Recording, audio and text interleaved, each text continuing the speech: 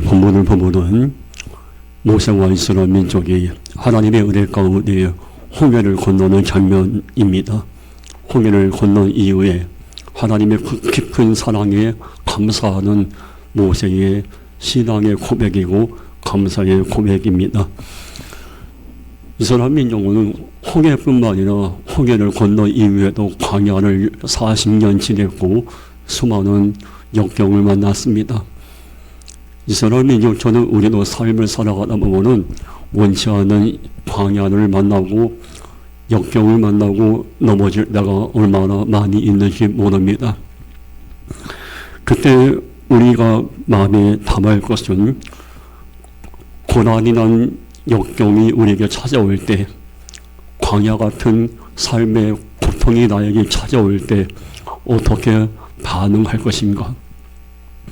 이스라엘 민족의 모습과 모세의 모습을 보면 크게 두 가지로 나눕니다. 홍해라는 넘을 수 없는 인생의 장애물을 만난 그 고통 앞에서 인간의 힘으로 감당하기 어려운 광야를 40년 지나갈 때의 그 백성들의 반응의 모습과 모세가 광야를 바라보는 관점은 너무 큰 차이가 났습니다.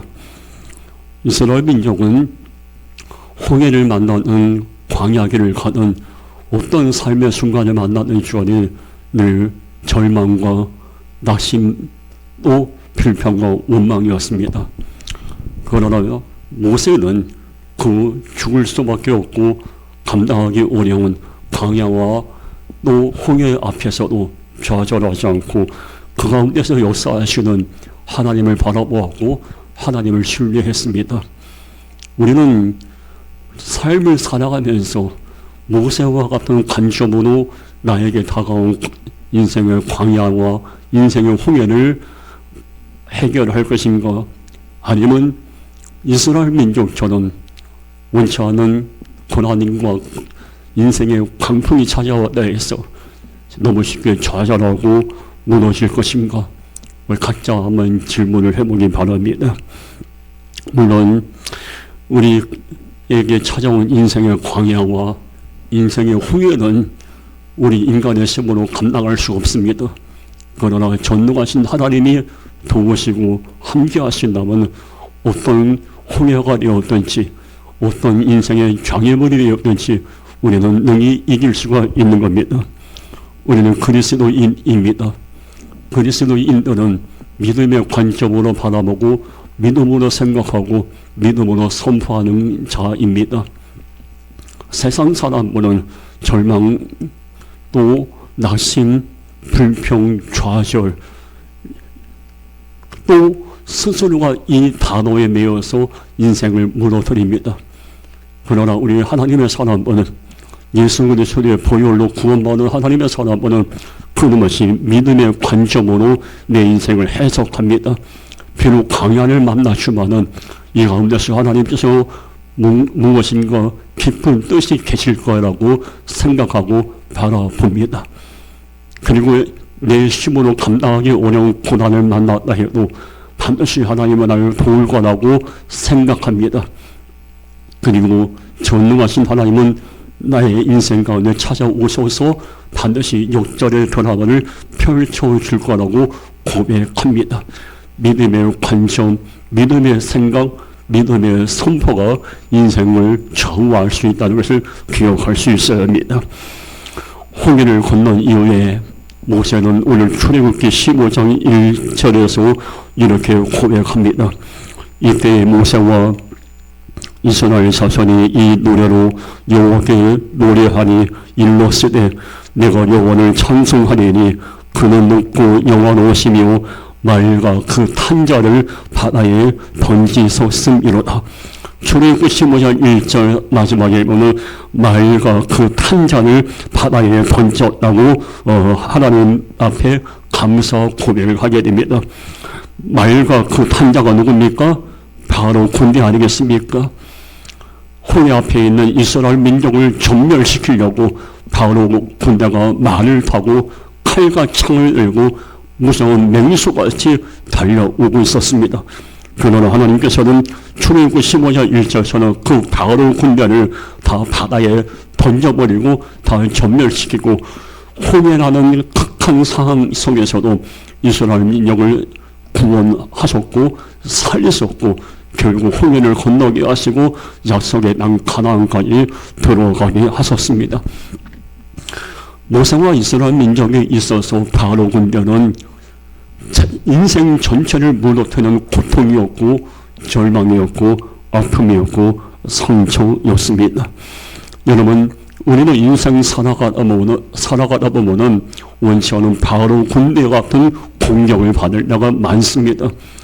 믿었던 사람들에게 배신당할 때가 있고, 수많은 사람들이 나에게 손가락질 할 때가 있고, 내 마음에 상처를 주고 내 눈에 피눈물 나게 할 때가 얼마나 많이 있는지 모릅니다. 그때 우리에게 필요한 것이 뭡니까? 비록 내가 인생에 고난을 만나고 바로 군대 같은 수많은 인생의 문제가 나에게 찾아온다 해도 홍해 앞에서 역사하신 하나님께서는 나에게도 역사를 걸어 믿는 믿음의 고백이 우리에게 필요한 것입니다. 오늘 모세는 하나님의 은혜로 바로 군대가 전멸당하고 홍해를 건너게 됩니다. 여기서 위대한 고백은 뭡니까? 모세의 성숙함이 오늘 본문에 기록되어 있습니다. 모세는 홍해를 건넌 후에 백성들을 모아놓고 내가 잘나서 내가 능력이 많아서 이스라엘 민족을 너희를 홍해를 건너게 하다고 교만 피우지 않았습니다. 하나님이 바로 군대를 전멸시켰기 때문에 우리가 홍해를 건넜다 하면서 모든 영광을 하나님께 올려드립니다. 이것이 모세의 성숙함입니다. 지금 우리에게도 필요한 것이 뭡니까? 모든 영광을 하나님께 올려드리는 거예요.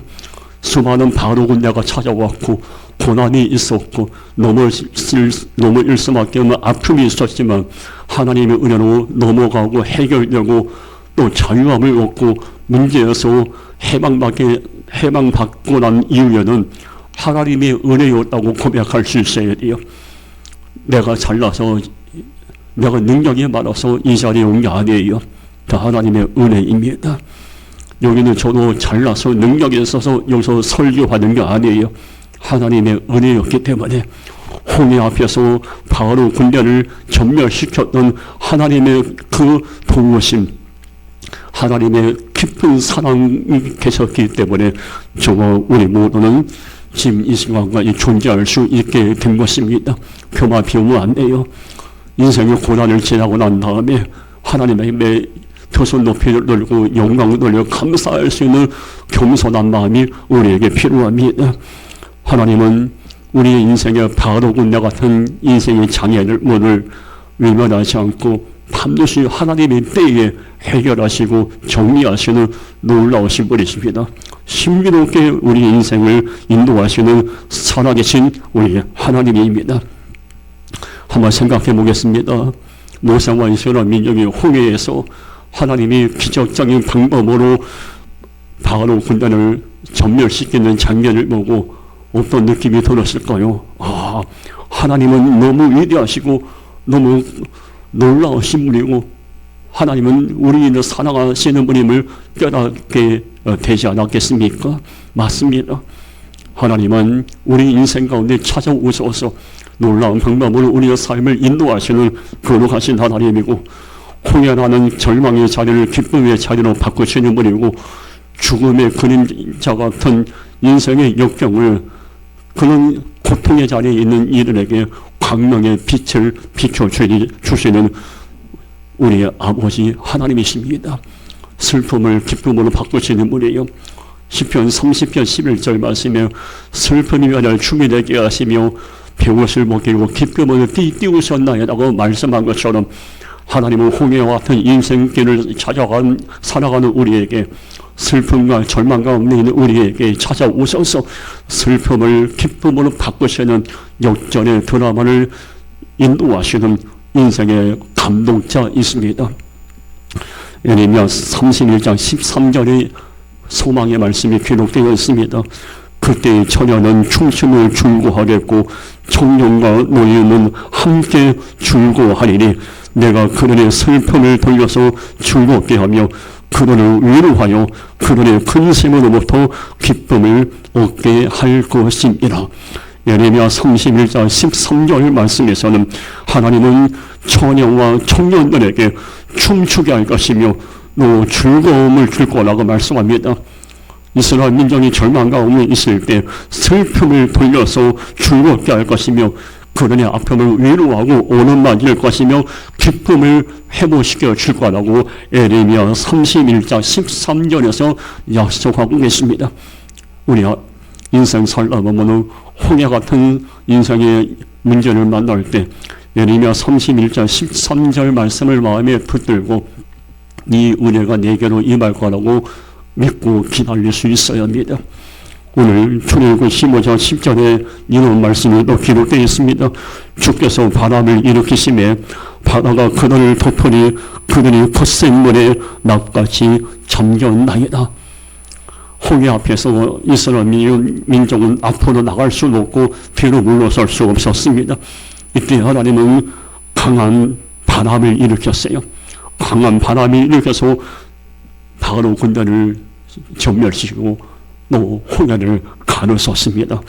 홍해 앞에서 바람을 일으키신 하나님, 죽음의 순간에 바람을 일으키신 하나님은 어떤 분이십니까? 우리의 인생 가운데도 하나님은 은혜의 바람을 또 회복의 바람을 기쁨의 바람을 또 건강의 바람을 물질의 바람을 우리에게 불어오게 하시는 살아계신 우리 하나님이십니다. 우리에게 필요한 건 믿음은 한 가지예요. 홍해 앞에서 바람을 일으켜서 이스라엘 민족에게 사랑과 은혜를 베푸신 하나님은 우리와 내 인생 가운데도 반드시 바람을 일으키실 거라는 이런 믿음의 고백이 필요합니다. 특별히 우리는 하나님께서 내 인생 가운데 부흥의 바람을 불어오게 할 거라고 믿고 기다려야 합니다. 부흥이 뭡니까? 부흥은 그 원뜻은 쇠퇴한 것이 다시 일어난다는 뜻입니다. 무너진 것이 다시 재건된다는 이야기입니다. 부흥은 뭡니까?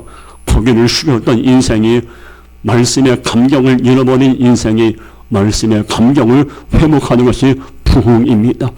우리 기도할 제목이 뭡니까? 하나님 나에게 부흥의 바람이 불어오게 하옵소서. 언젠가부터 말씀의 감격을 잃어버렸고 기도가 멈춘 나에게 말씀이 회복되는 회복의 바람이 불어오게 하시고 기도의 바람이 불어오게 하옵소서. 이는 간절한 기도가 우리에게 필요한 것입니다. 하나님과의 관계가 단절됐거나 하나님보다 세상을 더 사랑하고 있다면 말씀을 가면히 여길 때면 이런 내 영이 온전히 변화될 수 있도록 내게 부흥의 바람 다시 일어날 수 있도록 은혜를 허락하옵소서라고 기도할 수 있어야 합니다. 지난주에 우리 교회 화장실 배수관에 음식이 쌓여서 배수관이 막혔습니다. 그래서 싱크대에서 설거지를 하면은 물이 내려가지 않고 배수관이 막혀서 물이 역류돼서 화장실에 물이 막 쏟아났습니다. 그래서 결국은 여러 방법을 도와다가 더 이상 안 돼서 전문업자를 불러다가 막힌 배수관을 뚫었습니다. 한 40m 그 기계를 집어넣고 막힌 배수관을 뚫었는데 결국은 뚫렸습니다. 그래 뻥 뚫렸어요. 그 업체 사장님이 하시는 말씀이 목사님 여기 배수관에 그동안 음식이 쌓여서 이 배수관이 막혀서 물이 역류된 겁니다. 그렇게 말씀하시더라고요. 그때 그 썩은 물이 고여있는 배수관에서 얼마나 냄새가 악취가 나는지 몰라요. 냄새가 나고 부패하고 물은 시커멓게 썩어있는 그 오염된 배수관을 보면서 이런 생각이 들었습니다. 내가 아무리 목사하지만 아무리 신앙생활을 오래 하였지만 우리가 나와 하나님과의 관계에서 죄로 말미암아 무엇인가 막혀 있다면 내 삶은 부패할 수가 있고 썩을 수가 있다는 것을 깨닫게 되었습니다. 혹시나 하나님과 나의 기도의 배관이 막혔습니까? 말씀의 배관이 막혔습니까? 찬양의 배관이 막혔습니까? 그러면 더 늦기 전에 말씀과 기도로 뚫어야 돼요. 하나님과의 관계가 단절되고 막힌 상태로 살아간다면 우리는 영이 부패할 수가 있고 결국 무너져서 하나님 앞에 큰 죄를 범하다가 무너질 수밖에 없을 것입니다. 오늘 우리에게 필요한 건 뭡니까?